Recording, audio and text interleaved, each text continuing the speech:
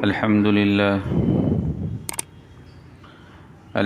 لله نحمده ونستعينه ونستغفره ونؤمن به ونتوكل عليه ونعوذ بالله من شرور أنفسنا ومن سيئات أعمالنا من يهده الله فلا مضل له ومن يضلله فلا هادي له ونشهد أن لا إله إلا الله وحده لا شريك له ونشهد أن سيدنا ومولانا محمدا عبده ورسوله أما بعد فأعوذ بالله من الشيطان الرجيم بسم الله الرحمن الرحيم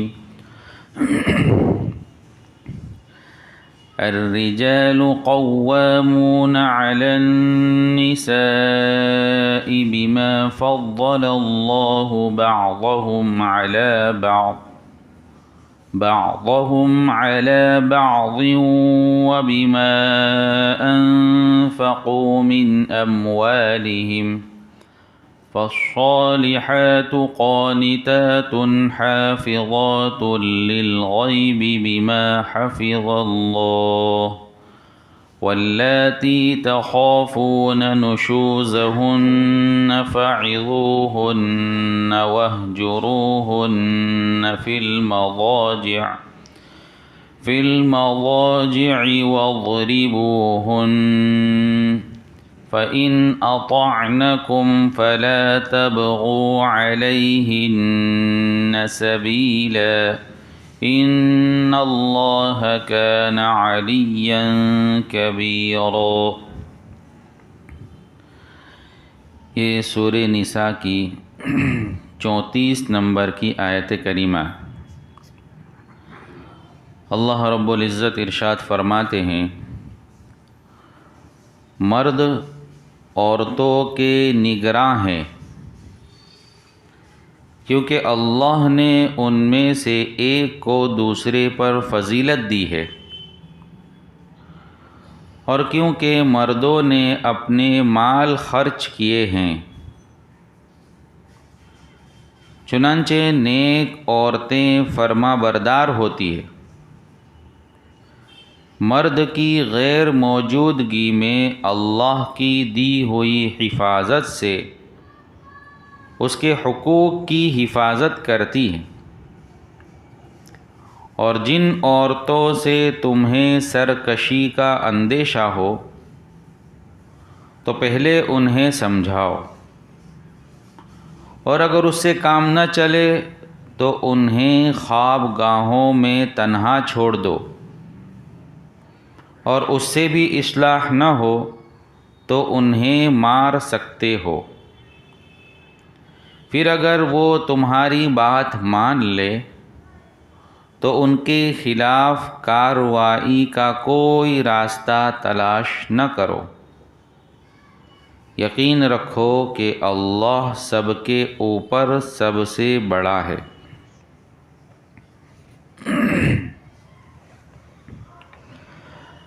اب تک کچھ عورتوں کے حقوق بیان کیے جا رہے تھے،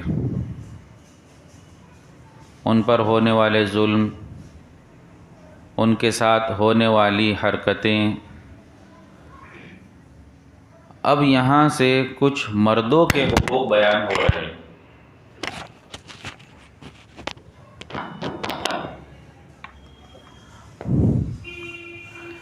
پہلی چیز تو یہ بیان کی کہ مرد کی کچھ فضیلت بیان کی۔ پہلی چیز کہ مرد کو اللہ رب العزت نے نگراں بنایا۔ نگرانی اور پاور گویا امارت گھر کی مرد کو دی، کہ جو مرد ہوتا ہے وہ گھر کا امیر ہوتا ہے، اور امیر جو ہوتا ہے وہ پورے گھر کی فکر لے کر چلتا ہے۔ تو پہلی چیز بیان کی کہ مرد کو نگراں بنایا اور عورتوں پر کچھ فضیلت دی۔ اس فضیلت کی ایک وجہ یہاں بیان کی کہ مرد چونکہ اپنا مال عورتوں پر خرچ کرتا ہے، شادی کے وقت ان کو مہر دیتا ہے، ان کا نان نفقہ برداشت کرتا ہے، ان کی ساری ضرورتوں کو پوری کرتا ہے۔ تو یہاں مرد کی کچھ فضیلت بیان فرمائی اور پھر نیک عورتوں کی کچھ علامتیں بیان فرمائی کہ عورتیں کیسی ہونی چاہیے۔ تو پہلی چیز بیان کی کہ نیک عورتیں فرما بردار ہوتی ہے۔ دوسری چیز بیان کی کہ مرد کی غیر موجودگی میں وہ اپنی جان کی اور مال کی حفاظت کرتی ہے، اور بیچ میں بیان کیا کہ اللہ کی حفاظت سے وہ حفاظت کرتی ہے۔ بعض مرتبہ ایسا ہوتا ہے کہ خود تو حفاظت کرنا چاہتی تھی لیکن پھر بھی حفاظت نہیں کر سکی، تو اس لیے بیان کیا کہ حفاظت اللہ کی حفاظت سے وہ اپنی اور اپنے شوہر کے مال کی حفاظت کرتی ہے۔ نیک عورت اور صالحہ عورت کی علامتیں اور نشانیاں حدیث میں بھی بیان کی گئی۔ حدیث میں جو نشانیاں بیان کی گئی کہ ان کے اندر کیا چیز ہونی چاہیے، تو پہلی چیز بیان کی گئی کہ جب شوہر گھر میں داخل ہو اور اس پر نظر پڑے تو شوہر اس کو دیکھ کر خوش ہو جاوے۔ یہ ایک اچھی عورت ہونے کی علامت ہے، صالحہ اور نیک عورت ہونے کی یہ پہلی علامت ہے کہ جس وقت شوہر اس کو دیکھے تو شوہر خوش ہو جاوے۔ خوش ہو جاوے کا کیا مطلب ہے؟ یعنی عورت گھر میں اس حالت میں رہے، اس کیفیت اور اس پوزیشن میں رہے کہ عورت کو جب بھی مرد داخل ہو اور دیکھے تو اس کو اچھی لگے۔ اس لیے حدیث میں اس کا یہ حکم دیا گیا کہ عورتیں بناؤ سنگھار مردوں کے لیے کرے، نہ کہ غیروں کے لیے۔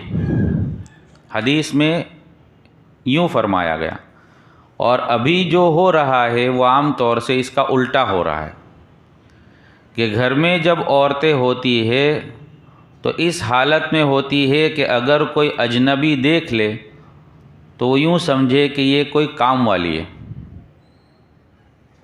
یا کوئی بھٹیارن ہے، ایسی حالت میں رہتی ہے۔ اور جب باہر جانے کا ارادہ ہوتا ہے یا باہر جانے کا موقع آتا ہے تو اس وقت حدیث میں یوں کہا گیا کہ بالکل سادی سمپل پردے کی حالت میں عورت گھر سے باہر نکلے۔ تو اب اس کا الٹا یہ ہو رہا ہے کہ جب باہر نکلنے کا ہوتا ہے تو اس وقت خوب سج کر اور اپنے آپ کو تیار کر کے عورت باہر نکلتی ہے۔ تو حکم یہ تھا کہ گھر میں وہ سج کر رہے اپنے شوہر کے لیے، اور باہر نکلے تو سادی سمپل ہو کر پردے کی حالت میں نکلے۔ لیکن ابھی ہو رہا ہے الٹا کہ گھر میں تو اس حالت میں ہے کہ گویا یوں لگ رہا ہے کہ کوئی کام والی ہے یا بھٹیارن ہے، اور جب باہر نکلنے کا موقع آتا ہے تو وہ خوب سج وج کر جو ہے گھر سے باہر نکلتی۔ تو پہلی علامت یہ بتلائی کہ شوہر جب اس کو دیکھے تو وہ خوش ہو جاوے۔ دوسری چیز بیان کی کہ جب اس کو کوئی حکم کرے تو وہ اس کی اطاعت کرے۔ شوہر اس کو کوئی حکم کرے، کوئی کام سونپے تو وہ فرما برداری کرے اور شوہر کی اطاعت کرے۔ کس چیز میں اطاعت کرنی ہے؟ تو ہر اس کام میں اطاعت کرے جس میں اللہ کی خلاف ورزی نہ ہو رہی ہو، اللہ کے احکامات کی خلاف ورزی نہ ہو رہی ہو، کسی گناہ کے کام کا حکم نہ کیا ہو۔ اگر شوہر کوئی گناہ کے کام کا حکم کرے تو اس وقت عورت اس کی اطاعت نہیں کرے گی، اس کی بات نہیں مانے گی۔ مثال کے طور پر شوہر اس کو کہے کہ آج چلو ہم گھومنے کے لیے چلتے ہیں لیکن آج تو برقع مت پہن، اور ایسے ہی اپنے بغیر برقعے کے اور فلاں جگہ چوپاٹی یا فلاں جگہ جائیں گے۔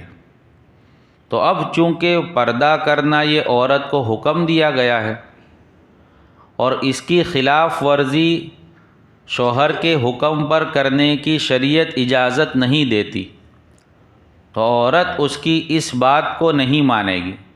اگر جانا چاہتی ہے تو وہ پردے کی حالت میں ہی جائے گی۔ اس معاملے میں چونکہ شریعت کے خلاف حکم دیا ہے تو ایسے معاملے میں وہ شوہر کی فرما برداری نہیں کرے گی۔ لا طاعت لمخلوق فی معصیت الخالق، خالق کی معصیت میں مخلوق کی اطاعت نہیں ہوگی۔ تو دوسری چیز بیان کی کہ جب کوئی حکم کرے شوہر، یعنی ایسا حکم جو شریعت کے خلاف نہ ہو، تو عورت اس کی فرما برداری کرے، اس کے حکم کو مانے اور وہ کام کر لیوے۔ پھر آگے بیان کیا کہ جب شوہر غائب ہو یعنی گھر میں نہ ہو تو اس وقت عورت اپنی ذات کی بھی اور شوہر کے مال کی بھی حفاظت کرے۔ اپنی ذات کی بھی حفاظت کرے کا مطلب یہ ہے کہ کسی غیر محرم کے ساتھ کوئی تعلق قائم نہ کرے، بلکہ اللہ سے ڈرتے ہوئے اپنے جسم کی، اپنی ذات کی حفاظت کرے، اس میں خیانت نہ کرے، اور شوہر کا مال جو گھر میں رکھا ہوا ہے اس مال کی بھی وہ حفاظت کرے۔ یہاں تک کہ علماء نے لکھا کہ شوہر کے مال میں سے عورت اس کی اجازت کے بغیر صدقہ بھی نہ کرے، اس کی اجازت کے بغیر۔ تو یہ ایک نیک عورت کی علامتیں بیان کی گئی، اس کو دیکھے تو خوش ہو جاوے، اس کو کوئی حکم کرے تو وہ اطاعت کرے، وہ جب غائب ہو تو اپنی ذات کی بھی اور شوہر کے مال کی حفاظت کرے۔ حدیث میں عورتوں کے لیے بڑی فضیلت بھی بیان کی گئی۔ جو عورت اپنے شوہر کی فرما بردار ہوتی ہے اس عورت کے لیے دریا کی مچھلیاں، آسمان پر اڑنے والے پرندے، فرشتے، یہ سب جو ہے دعائے مغفرت کرتے ہیں۔ جیسے کہ حدیث میں ایک طالب علم کے لیے جو فضیلت بیان کی گئی کہ ایک بچہ جب علم حاصل کرنے کے لیے نکلتا ہے تو اس کے لیے دنیا کی ساری مخلوق دعا کرتی ہے، ایسے ہی اس عورت کے لیے بھی دعا کرتی ہے جو عورت اپنے شوہر کی فرما بردار ہو، تو اس کے لیے مستقل فضیلت بیان کی گئی۔ اب اللہ رب العزت نے مردوں کو حاکم بنایا ہے، نگراں بنایا ہے۔ اس کا مطلب یہ نہیں ہے کہ عورت کو جس طرح چاہے وہ استعمال کرے، اس کو جس طرح چاہے اس کے اوپر غصہ کرے، جس طرح چاہے اس کے ساتھ ویوہار کرے، بلکہ اس کے حقوق کی رعایت کرتے ہوئے اس کے ساتھ زندگی بسر کرے۔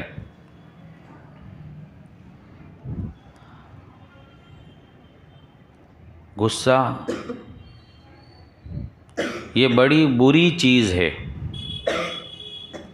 آدمی کو جب غصہ آتا ہے تو اس وقت وہ اپنے آپ پر کنٹرول نہیں کر سکتا،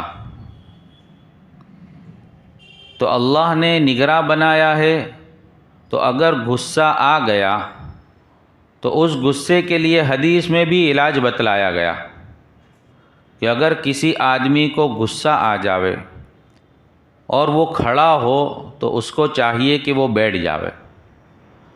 اگر بیٹھا ہوا ہے اس حالت میں غصہ آ گیا تو اس کو کہا گیا کہ تم لیٹ جاؤ، پانی پی لو، وضو کر لو، ٹھنڈے پانی سے غسل کر لو، اور جب غصہ ٹھنڈا ہو جاوے تو اس کے بعد جو معاملہ کرنا ہو، جو فیصلہ کرنا ہو اس کو کرے. اب ہوتا یہ ہے کہ آدمی جب کرسی پہ ہوتا ہے اور غصہ آتا ہے تو حکم یہ ہے کہ بیٹھا ہو تو لیٹ جاوے، غصہ آتا ہے تو بیٹھا ہوا بھی کھڑا ہو جاتا ہے، بلکہ کرسی کو بھی پھینک دیتا ہے، اور پھر غصے کی حالت میں جو ہے کئی مرتبہ طلاق تک دے دیتا ہے. اور جب طلاق دے دیتا ہے غصے میں، اس کے بعد جب غصہ ٹھنڈا ہوتا ہے تو پھر پچھتاتا ہے کہ اب میں نے غصے کی حالت میں طلاق دے دی. تو طلاق جو دیتا ہے ایک مرد، وہ کوئی محبت سے نہیں دیتا ہے کبھی. طلاق تو غصے کی حالت میں دیتا ہے نا. کبھی اس کا کوئی کام اس کو اچھا نہیں لگا یا ایسی کوئی حرکت ہو گئی، اب غصہ آ گیا تو وہ اس کو طلاق دے دیتا ہے. تو طلاق جو ہے یہ ایک ایسی بری چیز ہے کہ دنیا کے اندر کوئی مرد اپنی عورت کو طلاق دیتا ہے تو اللہ کا عرش ہل جاتا ہے. طلاق ایسی چیز ہے، اللہ کے عرش کو ہلانے والی چیز ہے. بلکہ روایات میں آتا ہے کہ بڑا شیطان جو ابلیس ہے، جس نے حضرت آدم علیہ السلام کو سجدہ نہیں کیا تھا، اس ابلیس کی اولادیں اب تو پوری دنیا میں پھیل گئی. تو وہ ابلیس، وہ شیطان اپنے چمچوں کو، اپنی اولاد کو رات میں ان کا جائزہ لیتا ہے، ان کا رپورٹ لیتا ہے، اور دریا کے اندر اپنا تخت بچھاتا ہے اور پھر رپورٹ لیتا ہے کہ آج کس نے کیا کام کیا. کسی کو پوچھتا ہے آج تو نے کیا کام کیا، تو رپورٹ دیتا ہے کہ آج میں نے ایک مسلمان کو جو ہے گمراہ کر کے اس کو فلم کی طرف لے گیا، آج اس کو فلم دکھا دیا. تو بڑا شیطان اس کو شاباشی دیتا ہے کہ بہت اچھا، آج تو نے بہت اچھا کام کیا، چلو. دوسرے کو پوچھتا ہے آج تو نے کیا کیا، تو کہ آج میں نے ایسا کیا کہ ایک آدمی نماز پڑھنے جا رہا تھا، میں نے دوسرے کام میں لگا کر اس کو نماز سے دور کر دیا اور اس کو نماز چھڑوا دی. تو اس کو بھی شاباشی دیتا ہے، بہت اچھا کام کیا. اس طرح سب کے رپورٹ لیتا ہے. اتنے میں ایک آتا ہے اور وہ یہ کہتا ہے کہ آج میں نے ایک فیملی کے درمیان، ایک گھر میں جھگڑا کروا دیا، اور جھگڑا اس حد تک گیا کہ شوہر جو ہے غصے میں آ کر اس نے اپنی بیوی کو طلاق دے دی. تو وہ بڑا شیطان تخت سے اترتا ہے اور اس کو گلے لگاتا ہے اور کہتا ہے کہ تو نے جو کام کیا ہے ویسا کام کسی نے نہیں کیا، یعنی تو نے سب سے اچھا کام کیا ہے. تو آدمی کو جب غصہ آوے تو اس کو چاہیے کہ اپنے غصے کو کنٹرول کرے، اور طلاق دینے کی اگر بالفرض و محال بہت سخت ضرورت پڑ گئی، ایسے حالات آ گئے، ایمرجنسی ایسی پوزیشن آ گئی، تو شریعت مطہرہ نے طلاق دینے کے لیے بھی سخت شرائط رکھے کہ ایسی ایسی حالت ہو تب جا کر تم طلاق دو، اور وہ بھی ایک طلاق دو. شرائط قائم کیے کہ اگر تم پہلے صلح کا اور ملاپ کا جو ہے انتظام کرو، اور طلاق دینے سے پہلے اللہ رب العزت نے اسی آیت میں 4 قسم کے علاج بتلائے، دوا بتلائی کہ تم پہلے اس پر عمل کرو. اگر یہ بتلائی ہوئی چیز پر عمل کرنے کے بعد بھی وہ راہ راست پر نہیں آ رہی ہے اور تمہاری طبیعت کو نہیں بیٹھ رہی ہے اور اب تم چاہتے ہو کہ اس کو تم الگ کر دے، تب بھی شریعت نے یوں کہا کہ پہلے تم غور و فکر کرو، سوچو، اس کے بعد جب تم طلاق دینے کا ارادہ کرو تو پہلے یہ دیکھو کہ وہ پاک ہے کہ نہیں عورت۔ پاک ہے کا مطلب اس کو حیض تو نہیں آ رہا ہے، پاکی کی حالت ہونی چاہیے، جس کو طلاق حسن اچھی طلاق کہا گیا۔ پاک ہو، حیض آ نہ رہا ہو، اس پاکی میں تم نے بیوی سے صحبت نہ کی ہو۔ پاک ہے کا مطلب یہ ہے کہ تمہاری ابھی رغبت اس کی طرف ہوگی، چونکہ حیض کی حالت میں ہو تو شوہر کے ذہن میں ہوتا ہے کہ ابھی تو یہ حیض کی حالت میں ہے تو اس کے قریب نہیں جا سکتے، تو پاک ہوگی کا مطلب یہ ہے کہ اس کی طرف ابھی رغبت ہے، اور اس پاکی میں صحبت بھی نہیں کی ہے کا مطلب یہ ہے کہ ابھی رغبت صحبت نہ کرنے کی وجہ سے وہ زیادہ ہے۔ اب یہ حالت ہونے کے بعد تم اس کو ایک طلاق دو، ایک طلاق۔ تو ایک طلاق اگر دی ہے اور پھر غصہ ٹھنڈا ہونے کے بعد یا ایک مدت گزرنے کے بعد اگر یہ حالت ہو گئی کہ اس کو واپس لانا چاہ رہے ہیں تو تم اس کو واپس بھی لا سکتے ہو، اگر ایک طلاق دی ہے تو۔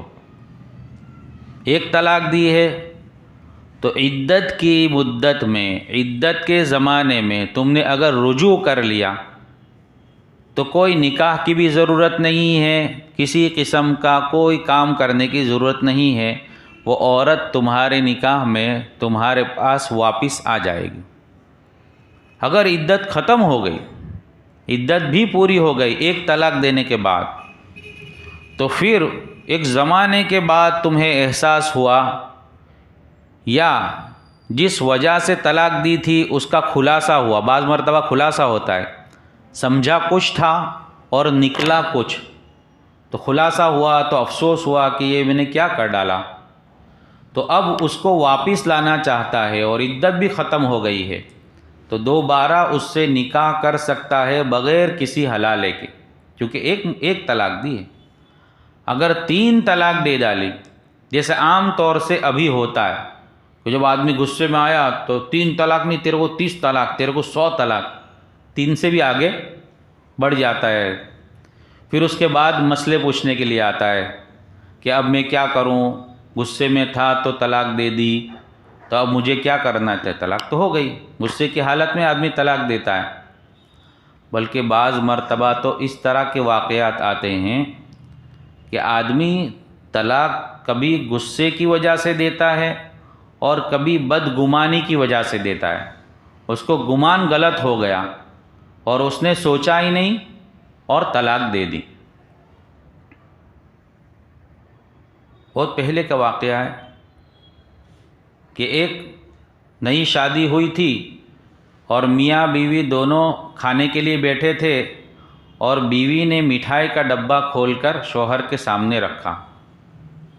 شوہر نے کھائی مٹھائی، بہت پسند تھی اس کو وہ مٹھائی، ایک ٹکڑا کھایا، دوسرا کھایا، تیسرا بھی کھا لیا، اور چوتھا ٹکڑا ہاتھ میں اٹھایا تو اس کو خیال آیا کہ یہ مٹھائی آئی کہاں سے، تو اس نے اپنی بیوی کو پوچھا کہ یہ مٹھائی تو میں کھا رہا ہوں اور بہت اچھی ہے، تو آئی کہاں سے، یہ میں تو لایا نہیں، کہاں سے آئی گھر میں؟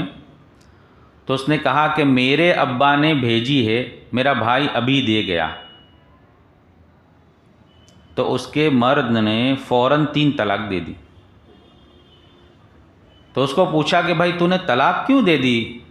تیرے سسر نے مٹھائی بھیجی تھی اور تیرے سالے کے ساتھ مٹھائی بھیجی تھی اور تم دونوں بیٹھ کر کھا رہے تھے، تو 3 ٹکڑے کھا بھی لیے اور چوتھے پر جب معلوم ہوا تو نے طلاق دے دی۔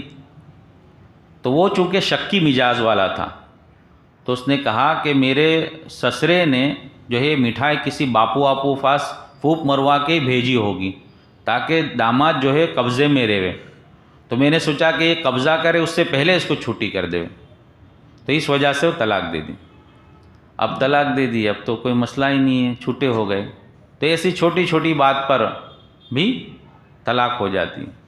بعض مرتبہ بدگمانی کی وجہ سے جو طلاق ہوتی ہے، جیسے ایک مرتبہ ایک عورت بازار گئی، اب بازار سے جب واپس آئی تو جیسے ہی دروازے پر داخل ہوئی، حالانکہ بازار کا جو لانا اور سبزیوں کا اور ساری چیزوں کا خریدنا یہ شوہر کی ذمہ داری ہے، عورت بازار نہیں جانی چاہیے، لیکن ہمارے عام طور سے رواج عورت جاتی ہے۔